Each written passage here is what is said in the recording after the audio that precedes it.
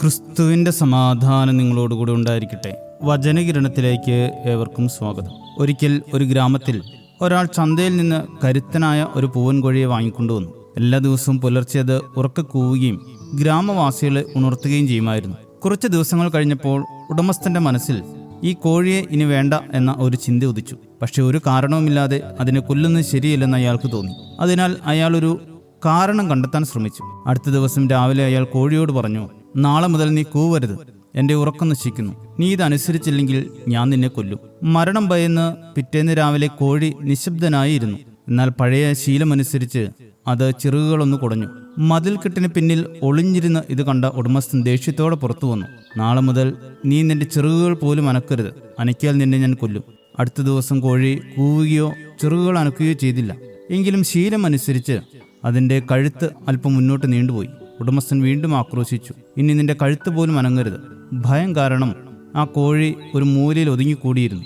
എങ്കിലും ഉടമസ്ഥൻ തൃപ്തനായില്ല. കൊല്ലാൻ തീരുമാനിച്ചവന് കാരണങ്ങൾ ആവശ്യമില്ലല്ലോ, അയാൾ കാരണങ്ങൾ സൃഷ്ടിക്കും. അവസാനം അയാൾ പറഞ്ഞു, നാളെ മുതൽ നീ മുട്ടയിടാൻ തുടങ്ങണം, ഇല്ലെങ്കിൽ ഞാൻ നിന്നെ തീർച്ചയായും കൊല്ലും. ഇത് കേട്ട് കോഴിയുടെ കണ്ണുകളിൽ നിന്ന് കണ്ണുനീരൊഴുകി. ഉടമസ്ഥൻ പരിഹസിച്ച് ചോദിച്ചു, നിനക്ക് മരിക്കാൻ പേടിയാണോ?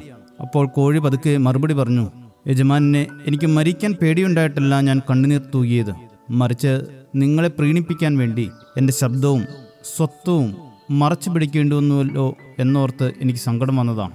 എൻ്റെ കൂവലായിരുന്നു എൻ്റെ തിരിച്ചറിയൽ അടയാളം. ഞാനത് ഉപേക്ഷിച്ചു, പിന്നെ ചിറകുകൾ ഉപേക്ഷിച്ചു. ഇന്ന് ഞാനൊരു കാര്യം പഠിച്ചു, ഒരാൾ നശിപ്പിക്കാൻ തീരുമാനിച്ചു കഴിഞ്ഞാൽ കീഴടങ്ങുന്നത് ഒരിക്കലും ആരെയും രക്ഷിക്കില്ല. ഉറക്കെ കൂവിക്കൊണ്ട് തന്നെ എനിക്ക് മരിക്കാമായിരുന്നു, എങ്കിൽ എൻ്റെ ആത്മാഭിമാനമെങ്കിലും ബാക്കിയാകുമായിരുന്നു. ശരിയാണോ? ഒരാൾ നമ്മെ നശിപ്പിക്കാൻ ആഗ്രഹിക്കുന്നുവെങ്കിൽ നമ്മുടെ നിശബ്ദത നമ്മെ സംരക്ഷിക്കില്ല. മറ്റുള്ളവരെ പ്രീണിപ്പിക്കാൻ വേണ്ടി സ്വന്തം ശബ്ദം ഇല്ലാതാക്കുന്നത് പതുക്കെയുള്ള മരണമാണ്.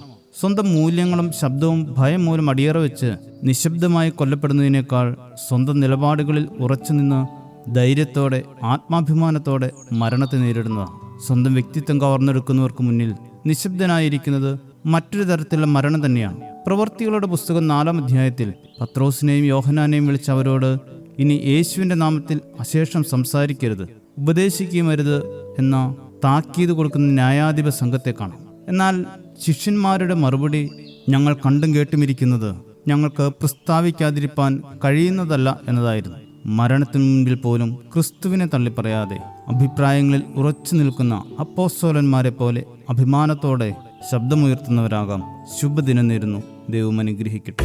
ക്രൂശന്റെ മുൻപിൽ ലോകമെൻ പിന്നിൽ, ക്രൂശന്റെ മുൻപിൽ ലോകമെൻ പിന്നിൽ, ക്രൂശന്റെ മുൻപിൽ ലോകമെൻ പിന്നിൽ, പിന്മാറാതെ പിന്മാറാതെ പിന്മാറാതെ പിന്മാറാതെ യേശുവിൻ പിൻപേ പോകും നീതാ ഞാൻ, യേശുവിൻ പിൻപേ പോകും നീതാ ഞാൻ, യേശുവിൻ പിൻപേ പോകും നീതാ ഞാൻ, പിന്മാറാതെ പിന്മാറാതെ പിന്മാറാതെ